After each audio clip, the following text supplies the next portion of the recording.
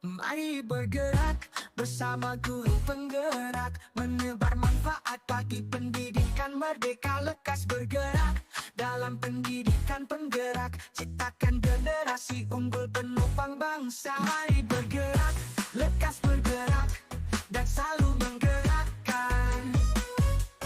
Mari bergerak, lekas bergerak, dan selalu menggerakkan. Mari bergerak. Selamat siang Bapak, mohon maaf mengganggu waktunya. Ini berkaitan dengan tugas saya Bapak.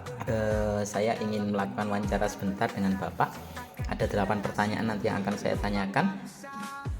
Yang pertama, selama ini bagaimana Bapak dapat mengidentifikasi kasus-kasus yang merupakan dilema ITK atau bujukan moral Bapak?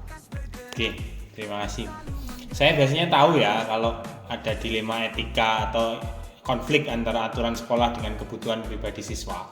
Seperti kasus siswa yang terlambat misalnya, tapi kalau punya niat tinggi untuk tetap masuk sekolah, atau bisa juga siswa berkelahi karena hal sepele dan lain sebagainya. Oh iya.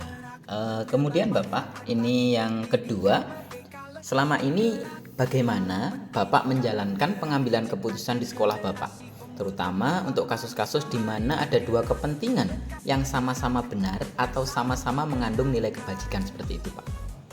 Saya biasanya mengajak beberapa orang dari tim pimpinan dan pengelola sekolah untuk diskusi.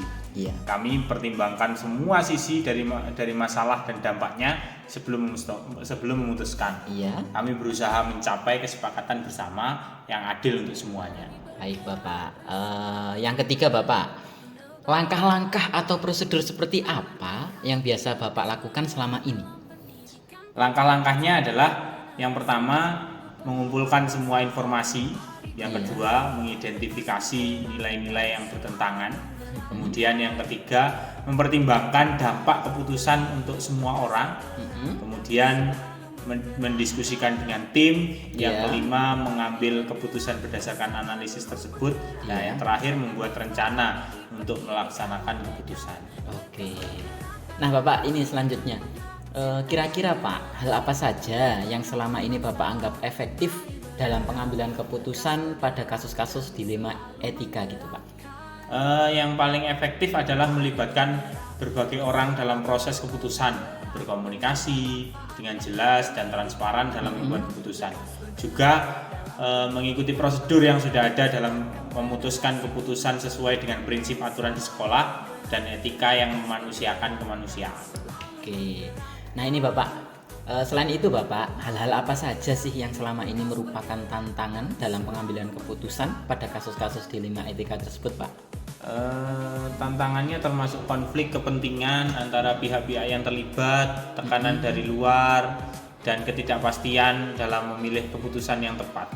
Kadang-kadang sulit juga untuk membuat keputusan yang diterima semua pihak. Oke, baik Bapak. Ini yang keenam Bapak. Apakah Bapak memiliki sebuah jadwal tertentu dalam sebuah penyelesaian kasus dilema etika? Apakah Bapak langsung menyelesaikannya di tempat atau Bapak memiliki sebuah jadwal untuk menyelesaikannya? Jika iya, bentuk atau prosedur seperti apa yang Bapak jalankan? Saya sendiri tidak selalu punya jadwal tetap, tetapi saya selalu berusaha menyelesaikan masalah-masalah secepat mungkin sambil memastikan semua langkah yang diambil dengan hati-hati. Biasanya saya membuat rencana dan memberikan tenggat waktu untuk setiap langkah, tetapi tetap fleksibel jika situasi berubah. Oke. Nah, baik Bapak, adakah seorang atau faktor-faktor apa yang selama ini mempermudah atau membantu Bapak dalam pengambilan keputusan dalam kasus-kasus dilema etika tersebut Pak? Yang jelas dukungan dari tim yang kompak, memiliki pedoman etika yang jelas, sangat membantu. Terkadang juga kita melibatkan konsultan atau mediator dari luar jika diperlukan untuk mendapatkan pandangan tambahan. Dukungan dari keterlibatan warga sekolah juga sangat penting untuk memudahkan proses pembuatan keputusan. Oke, baik Bapak. Ini yang terakhir Bapak. Dari semua hal yang telah disampaikan Bapak tadi, pembelajaran apa yang dapat Bapak petik dari pengalaman Bapak mengambil keputusan dilema etika? Saya belajar bahwa keterbukaan dan komunikasi sangat penting dalam pengambilan keputusan. Saya juga belajar bahwa penting untuk mempertimbangkan semua aspek dan dampak dari keputusan serta fleksibilitas untuk menyesuaikan keputusan jika diperlukan. Oke, terima kasih Bapak atas waktunya. Bermanfaat bagi pendidikan merdeka, lekas bergerak dalam pendidikan penggerak, ciptakan generasi unggul penopang bangsa. Mari bergerak, lekas bergerak. Oke, selamat siang Ibu. Ini Bu, saya punya beberapa pertanyaan. Yang pertama, selama ini bagaimana Ibu dapat mengidentifikasi kasus-kasus yang merupakan dilema etika atau bujukan moral? Seperti itu Bu. Iya, dilema etika atau bujukan moral ya Pak. Iya. Ya, kami bisa tahu jika ada dilema etika atau ketika situasi di mana kepentingan atau nilai-nilai itu bertentangan. Iya. Misal, jika ada siswa yang mengalami masalah di rumah, kemudian berdampak pada kegiatan di sekolah, maka kami kesulitan membuat keputusan misalkan ya. Keputusan itu sulit untuk dibuat sehingga kita harus berhati-hati dan mendiskusikan dengan baik dengan semua pihak. Oke, terima kasih. Nah, yang kedua Bu, selama ini bagaimana Ibu menjalankan pengambilan keputusan di sekolah Ibu? Terutama untuk kasus-kasus di mana ada dua kepentingan yang sama-sama benar atau sama-sama mengandung nilai kebajikan, seperti itu Bu. Ya, berarti kalau kami menghadapi kasus seperti ini, biasanya kami duduk bersama dulu dengan tim, kemudian membicarakan permasalahannya itu apa. Setelah itu kami mempertimbangkan semua aspek dan mendengarkan pendapat dari berbagai pihak. Nah, kami akan membuat keputusan berdasarkan yang terbaik Pak dari sekian pertimbangan itu. Nah, yang ketiga ya Bu, untuk langkah-langkah atau prosedur seperti apa yang biasanya Ibu lakukan selama ini? Pertama, kami kumpulkan semua informasi yang ada. Yang kedua, kami mencoba mengidentifikasi nilai-nilai yang bertentangan. Yang ketiga, kami bicarakan dengan tim. Nah, di sini kami mencari solusi yang tepat, yang adil gitu. Kemudian kami juga membuat keputusan dan menyusun rencana untuk melaksanakannya di lapangan seperti itu. Baik Ibu, yang selanjutnya kira-kira hal apa saja yang selama ini Ibu anggap efektif dalam pengambilan keputusan pada kasus-kasus dilema etika?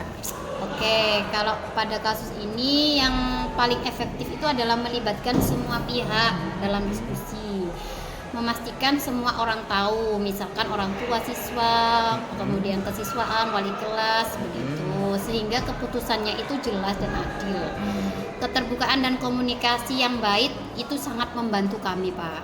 Ya, baik Ibu. Yang kelima Bu, hal-hal apa saja yang selama ini merupakan tantangan dalam pengambilan keputusan pada kasus-kasus dilema etika seperti itu Bu? Oke, yang paling menantang itu adalah menghadapi tekanan dari berbagai pihak Pak, terutama dari misalkan dari orang tua gitu. Kesulitan memuaskan semua orang itu kan juga susah. Nah, membuat keputusan yang tepat ketika ada banyak faktor yang harus dipertimbangkan itu ternyata sulit gitu Pak. Betul Ibu, betul. Nah, yang keenam Bu, kira-kira nih Bu, apakah Anda memiliki, Ibu ya dalam hal ini, memiliki sebuah jadwal tertentu dalam sebuah penyelesaian kasus dilema etika?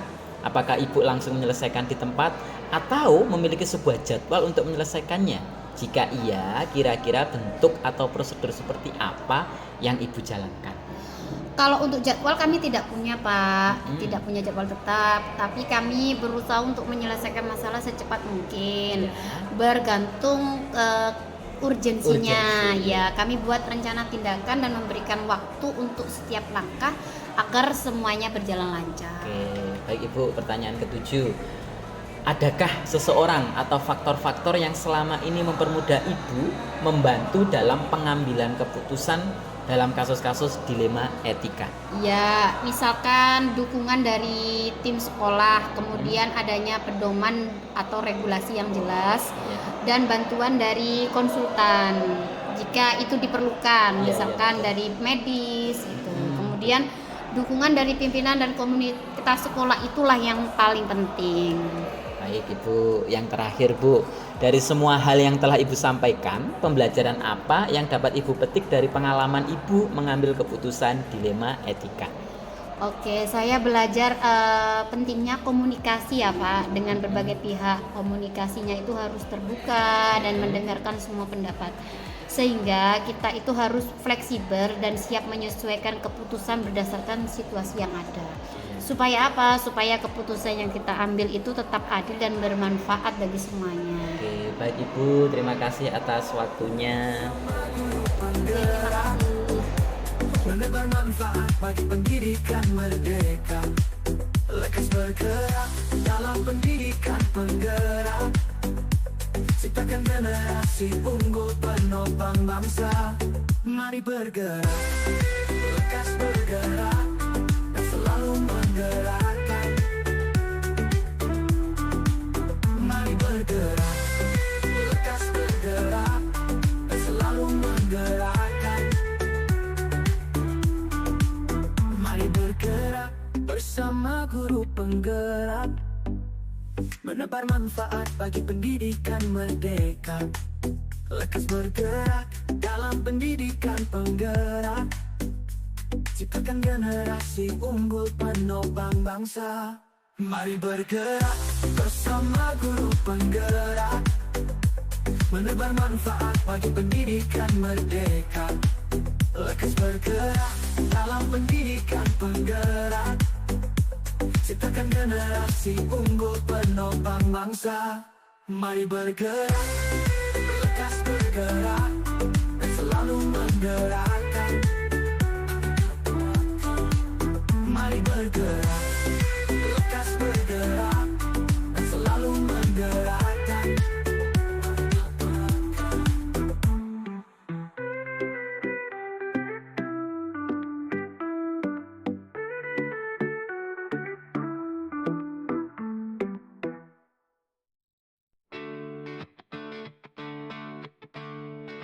Mari bergerak bersama guru penggerak.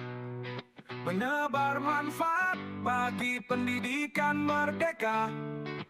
Lekas bergerak dalam pendidikan penggerak. Ciptakan generasi unggul penopang bangsa.